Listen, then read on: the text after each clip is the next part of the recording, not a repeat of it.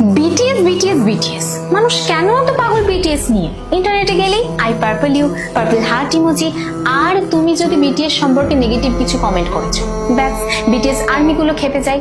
তারপর ভাবলাম এটা নিয়ে একটু জানা দরকার, কেন একটা জেনারেশন শুধুই পাগল একটা মিউজিক ব্যান্ডের জন্য। তারপর ইন্টারনেট ঘেটে আমি বিটিএস সম্পর্কে এমন কিছু ফ্যাক্ট জানলাম যেটা তোমাদেরও জানা দরকার ট্রোল করার আগে। আমরা যদি ভারতের দিকেই তাকাই, তোমরা বিটিএস আর্মিদের ডেডিকেশন দেখলে অবাক হয়ে যাবে। আসামের বন্যা হোক বা কোনো ন্যাশনাল ক্রাইসিস, এই ফ্যানরাই বিটিএস এর নামে লাখ লাখ টাকার ফান্ড রেজ করে ফেলেছিল। কেউ আবার বিটিএস মেম্বারদের নামে নক্ষত্র কিনছে, কেউ আবার বিটিএস মেম্বারের জন্মদিনে মুম্বাইয়ে কোটি কোটি টাকা খরচা করে বিলবোর্ড দিচ্ছে। আমাদের দেশেই কোরিয়ান ল্যাঙ্গুয়েজ শেখার একটা ইকোনমি তৈরি হয়েছে, আর এই জেনজি গুলো মশলা জাতীয় আনহেলদি ফুড ছেড়ে র‍্যামেন খাচ্ছে শুধুমাত্র একটা ব্যান্ডের জন্য। তাদের ইনফ্লুয়েন্স ঠিক কতটা পাওয়ারফুল একটা উদাহরণ দিলেই বুঝতে পারবে।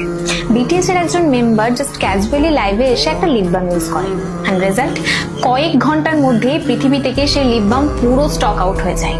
তারা যে সমস্ত জায়গায় তাদের মিউজিক ভিডিওগুলো শুট করে, সেই সমস্ত জায়গায় প্রায় লাখ লাখ টুরিস্ট ঘুরতে আসে শুধুমাত্র সেই জায়গাটা দেখার জন্য।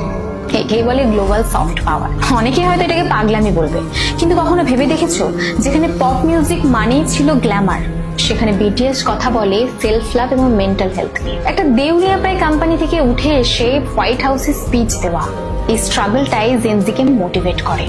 তারা তাদের ফ্যানদের বা আর্মিদের সাথে এমন একটা রিলেশনশিপ তৈরি করেছে যেটা বর্তমানে লোনলি জেনারেশনের কাছে বিশাল বড় একটা সাপোর্ট সিস্টেম। আসলে আমি বুঝি না আমাদের দেশে কেন তাদেরকে নিয়ে সস্তা জোকস এবং ট্রোল করা হয়।